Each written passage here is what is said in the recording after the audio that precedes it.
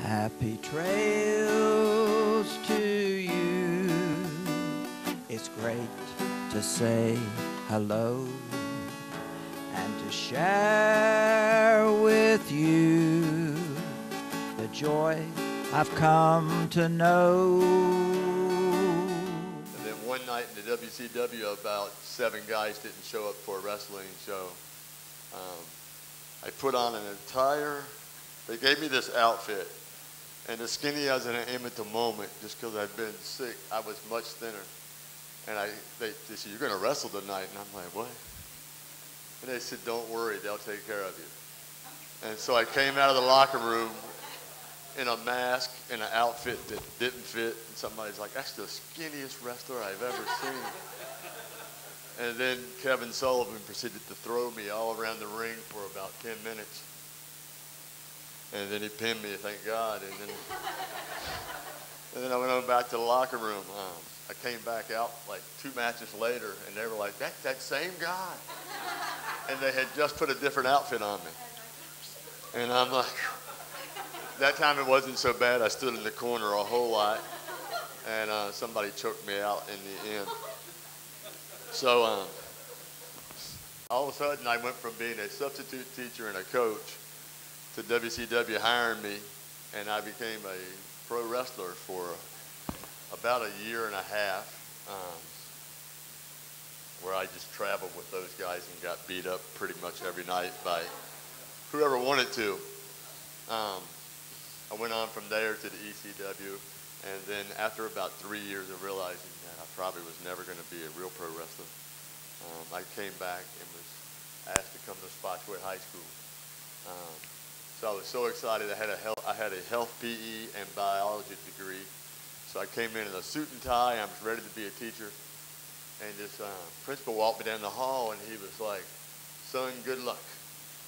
And he patted me on the back, sent me into the classroom, and there were these severely disabled students, about 6 of them. I just remember the first kid who walked by me. His head was hanging. His hair was in his face. And someone yelled, "Change his diaper." And I'm like 24. I'm like, "What?" And she just screamed at me again, "Change his diaper." And I was like, so I went and did it.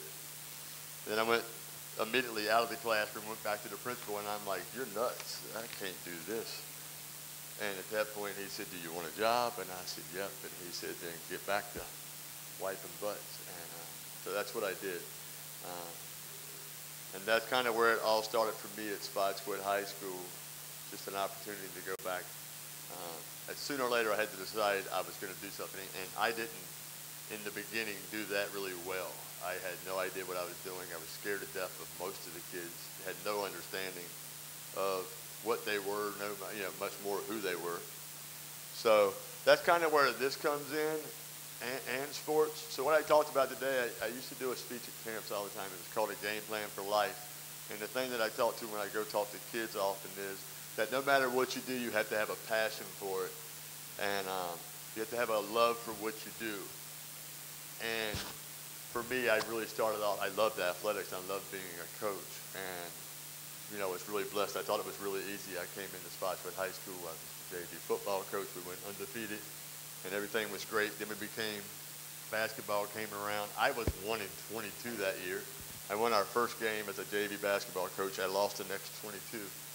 But I got to sit on the varsity bench every night, and we were like 29-1 and won the state championship. So I was like, man, this is so easy and so awesome.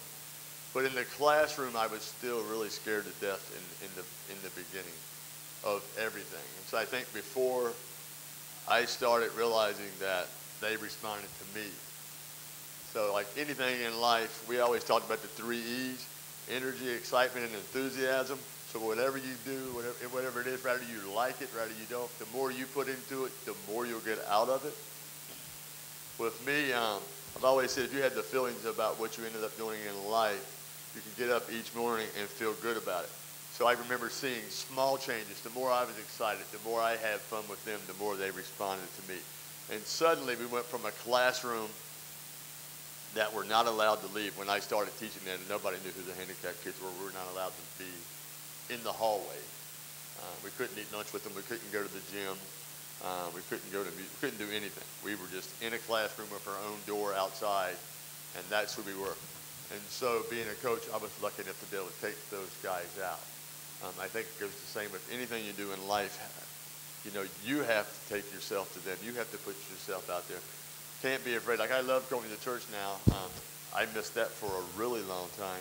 But I love going to church because I went to an old school church, and nobody raised their hand. Nobody sang like you guys do. It was just old school hymns.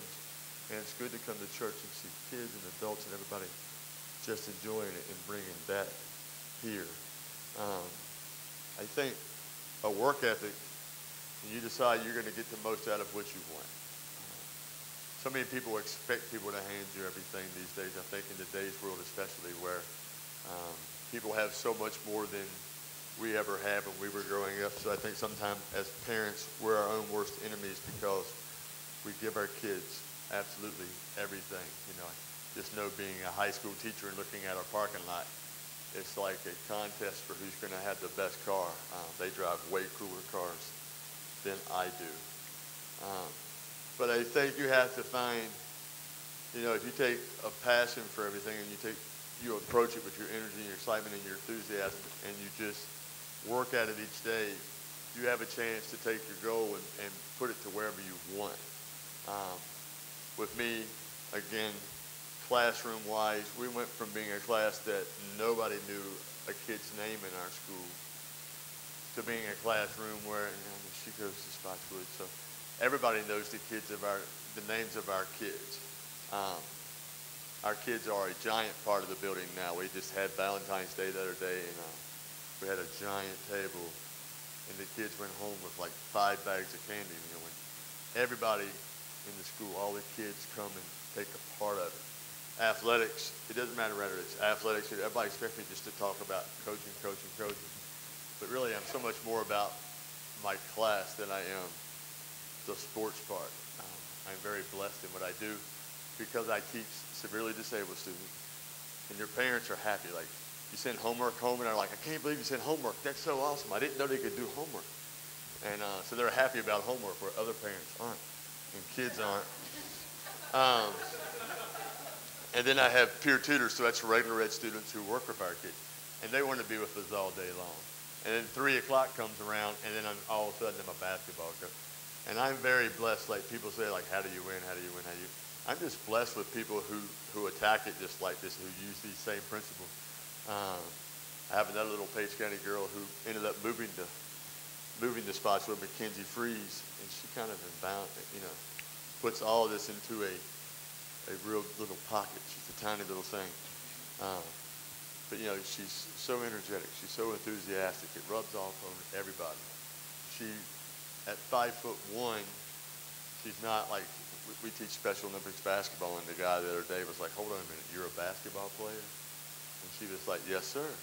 And he was like, well, you're not as tall as my socks.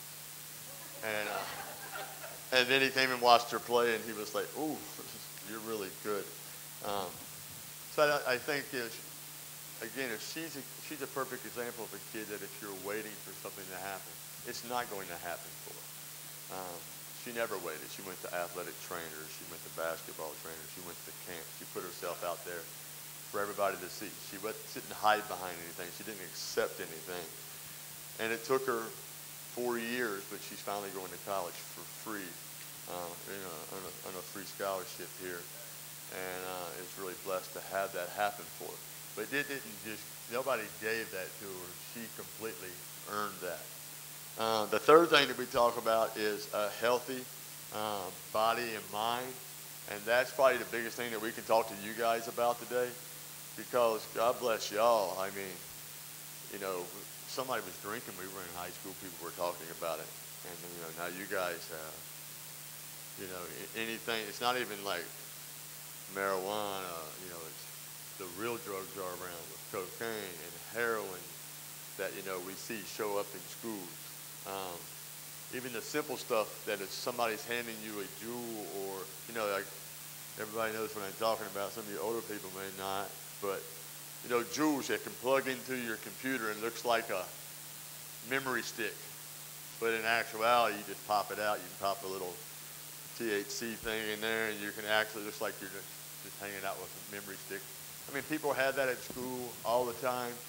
So the pressures that you have, not only with the drugs that were around when we were around, the stuff that's readily available, even in the high school. I don't know how you guys kind of do it. The way we always approach it is, if you don't feel good about yourself and what you're doing, then just don't do it.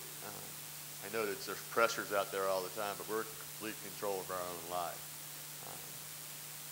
I was lucky enough again to grow up in Shenandoah where if I bought a beer, I knew it's something my dad knew about it before I got home.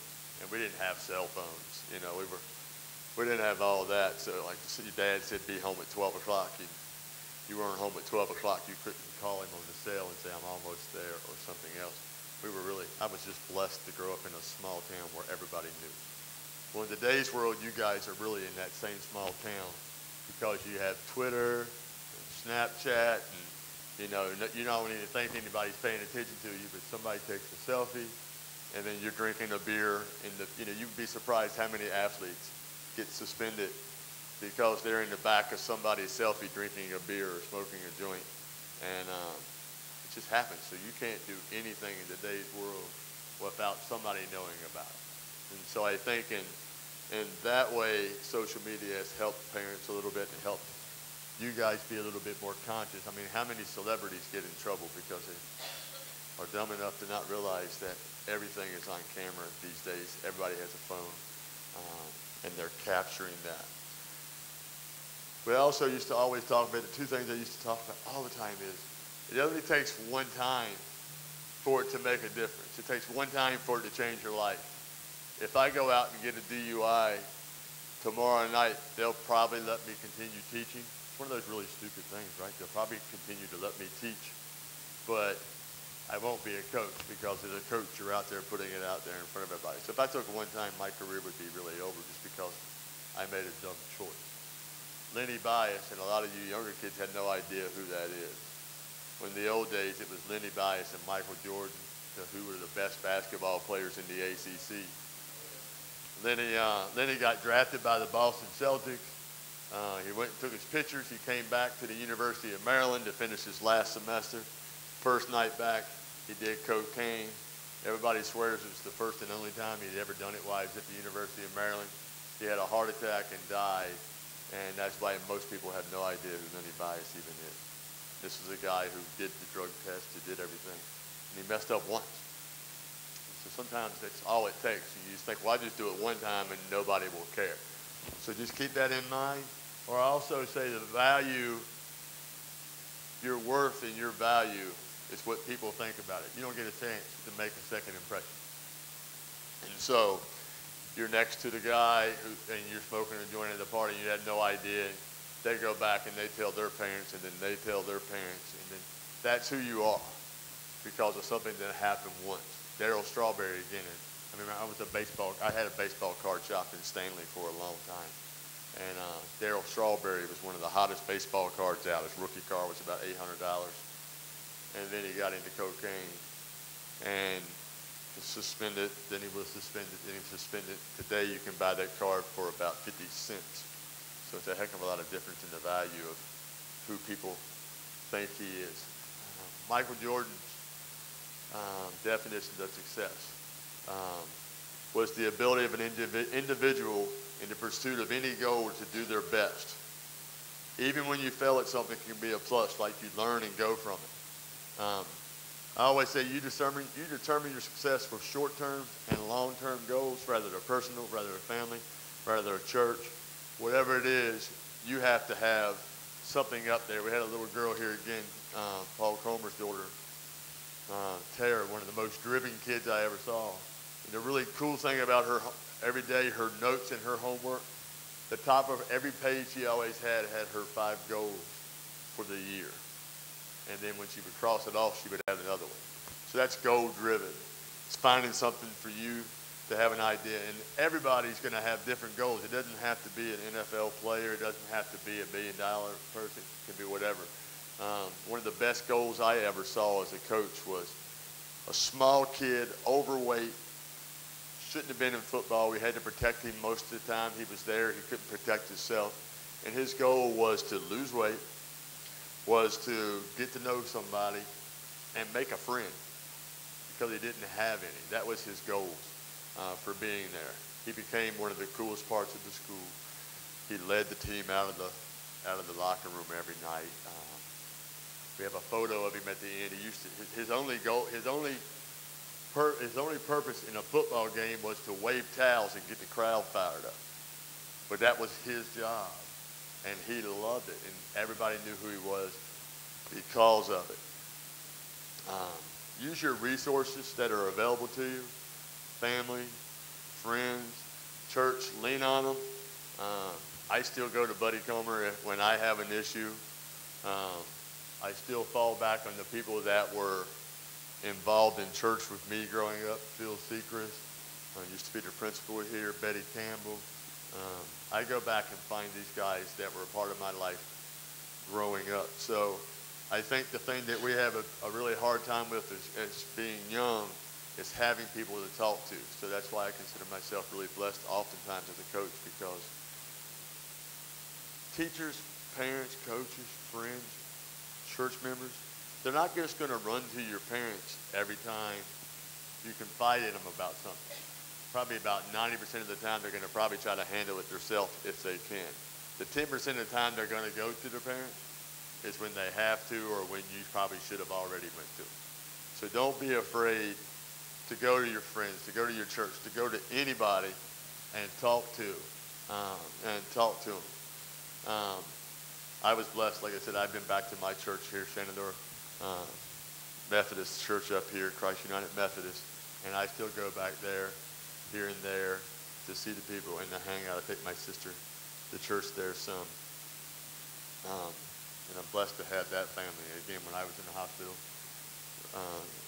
Pastor Holby came up and saw me. You start realizing how many people care and how big your support group really, really is.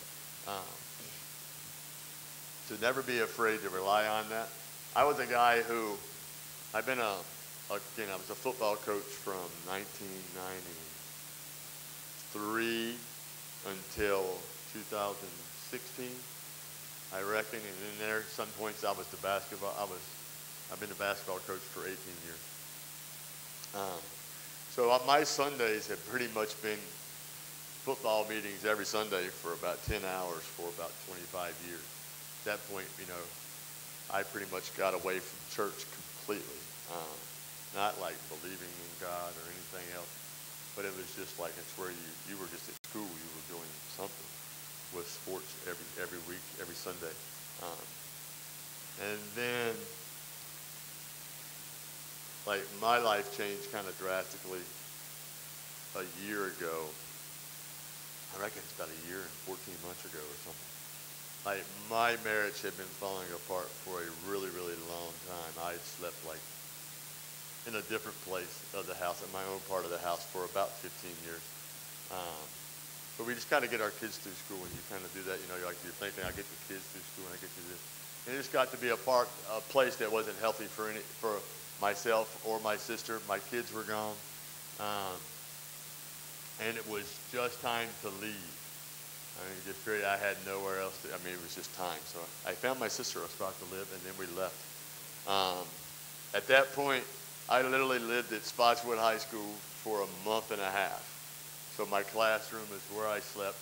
I took my shower. I did everything there. Just left and rolled. And it was better than being where I was. And it ended up being like a giant, giant blessing, because like you're just there all the time. So you're hanging out. I didn't have any money. I was pretty much completely broke. And basketball season had just started, so it kind of kept me rolling because you don't have time to think about it.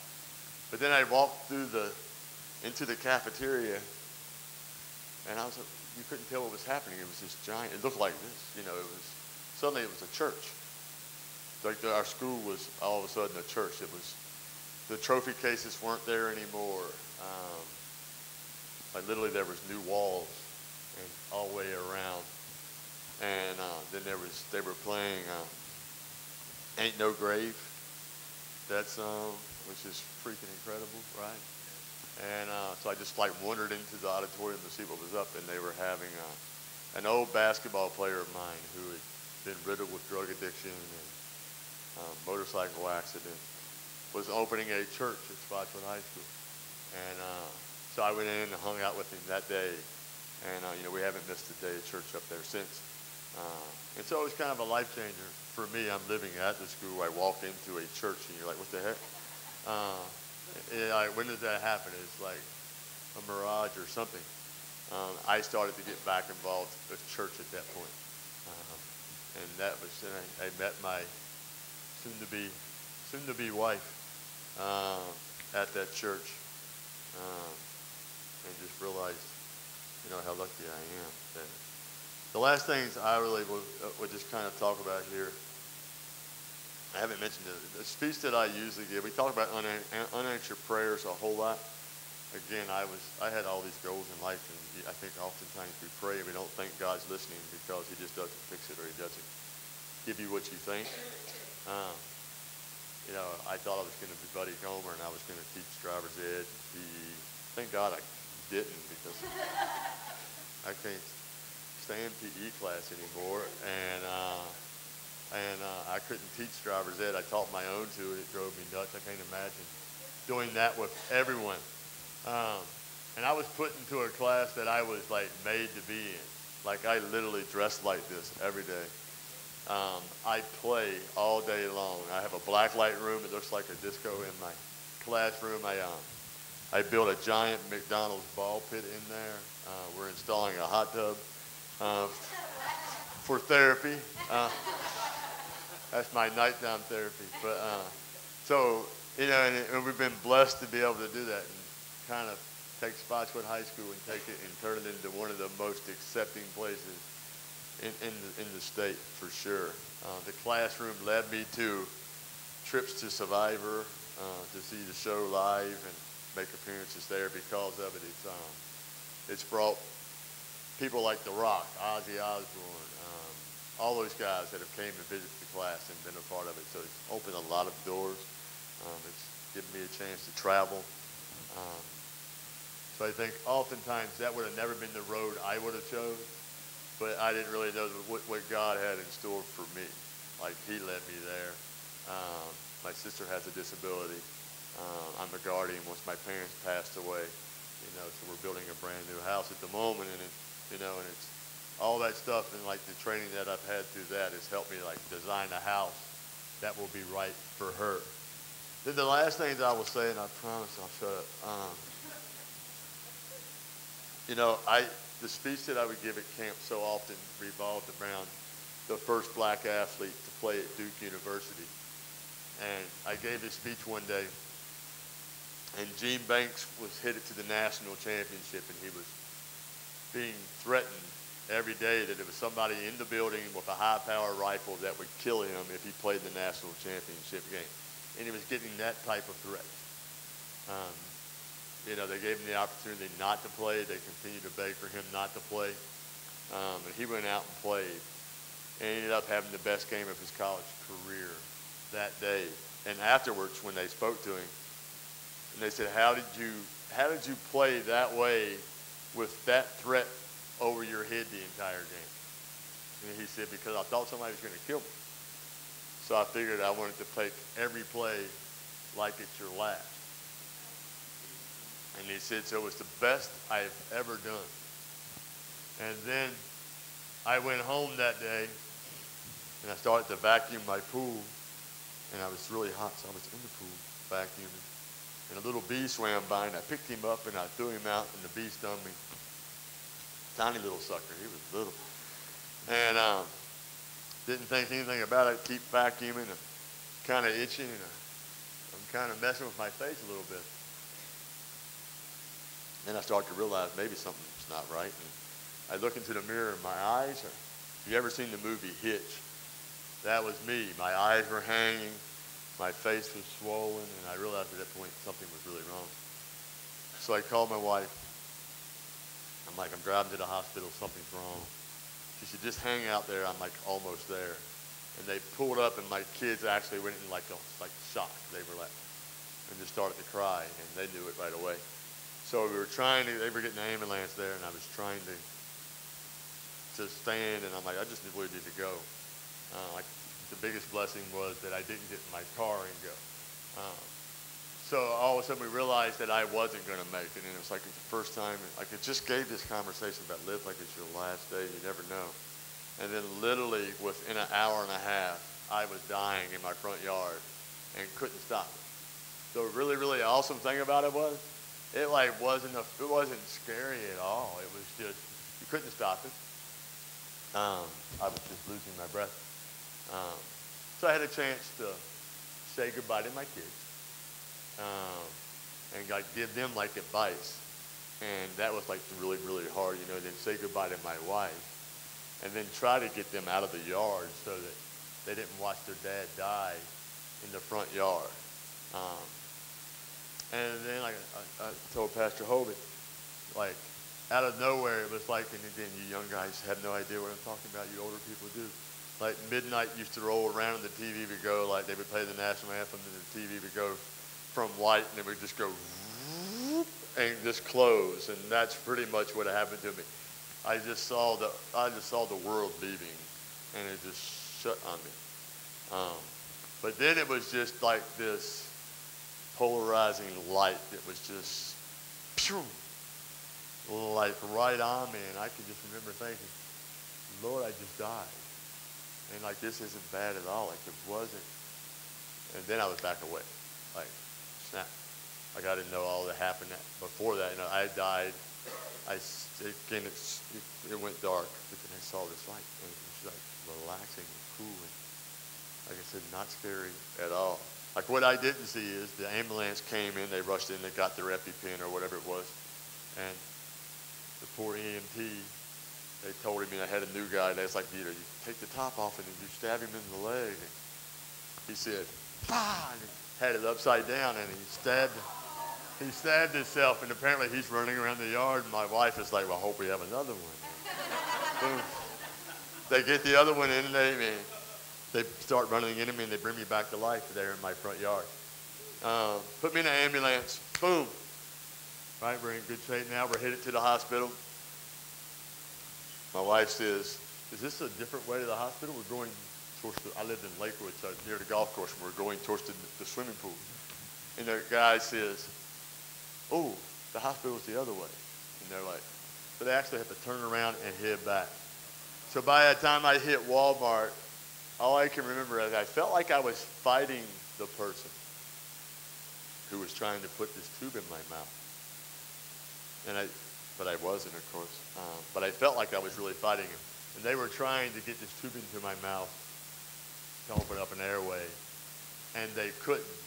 And the next thing I can remember is the man's face just constantly coming at me.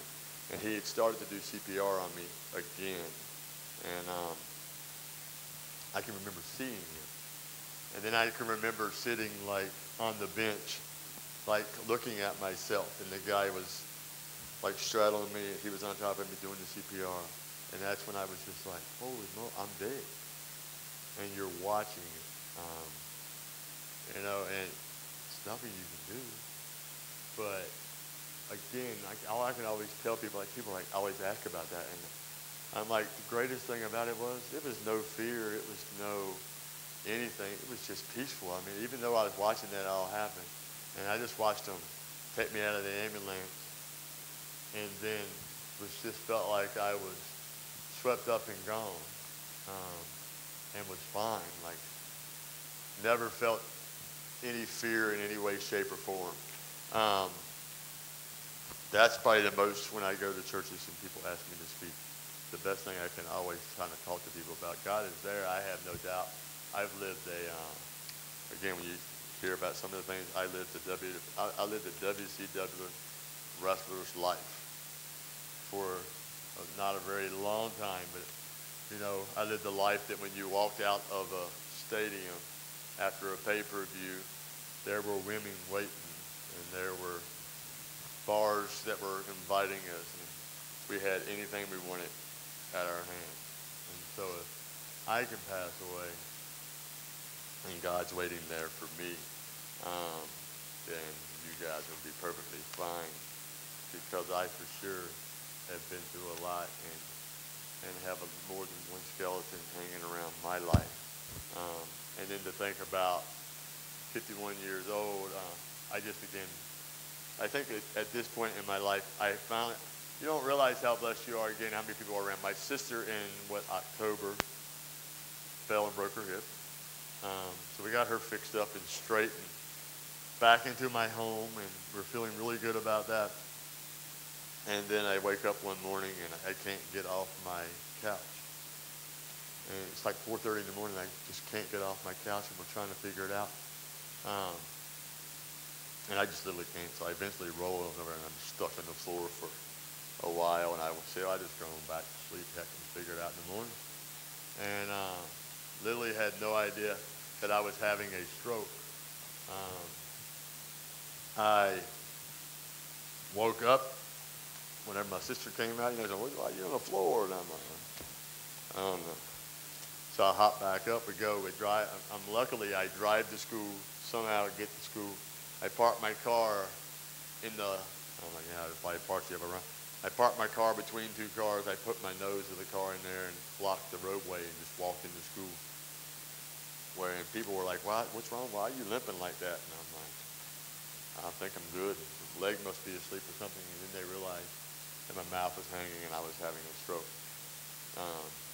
Blessed to be around the right spot. I mean, 2 days before I was 3-4 miles in a mountain hunting by myself, and was blessed to have it happen that morning. Then into the hospital, flew to UVA really quick. They go into your leg, they pop the blood clot out of your brain, and I could speak like immediately where I couldn't speak. So like, wow, what an incredible feeling, like you can't speak, I can't use my arm, I can barely walk. And they pop it out so quickly that I can talk again. And you're just like, my gosh, what is, technology today? And I find out later it was like a technique that nobody's hardly using at all. That like 1 out of 3 people getting this will full recovery. So afterwards, like you say, when it rains, it pours. Afterwards, they allowed me to go home, and I thought it was funny you were talking about demons and what you see in life. I went home, I got out of the hospital, I'm feeling great. I can literally walk, I can use my arm, I can eat. I went home that night and made this gigantic pot of chicken and dumplings. And I was so happy. And then I just couldn't go to bed. I couldn't do anything. I had about 105 temperature. I had no idea. I thought demons were coming into my house. I have my crossbow. I'm trying to shoot them. And I'm on the golf course trying to shoot deer. It was a rough night. And they realized in the morning when they woke up that something was deadly wrong again. And so I'm back into the hospital. I get out for the stroke. I'm back in the hospital the next day, and I have a crushed gallbladder, something that happened during this. And so I'm in the hospital for 3 weeks. They can't figure it out. They can't operate because if they do, I would have another stroke. So I think when you go back and you look at it, you can have all this time to complain and whine and just feel bad for yourself and sorry for yourself. But I had just, 3 weeks earlier, had a stroke and were able to walk away from it. So how do you feel bad about that? So, they put surgery off for about 3 months. And I dropped 40 pounds in there, and they're starting to worry about that. And then, the biggest blessing of all, and anybody who's had this is going to be like, how is that a blessing? The biggest blessing of all, I wake up and I have a kidney stone. And if you've ever had a kidney stone, I don't wish it on you, but it's probably the worst thing in the world. And but what a blessing it was, because it was lodged. They had to operate. And at that point, they fixed it all. But yeah, it was amazing. I could eat again. That's such a blessing. But the coolest thing about the whole stroke thing was when you realize how many people were there. The people that are there for my sister while I'm in the hospital, the people that are there visiting the hospital, the people that are there for you. Because I think oftentimes we take all that for granted, that everybody's going to be there for you. You never know if they are. Just sing a song and bring the sunny weather. Happy trails to you till we meet again.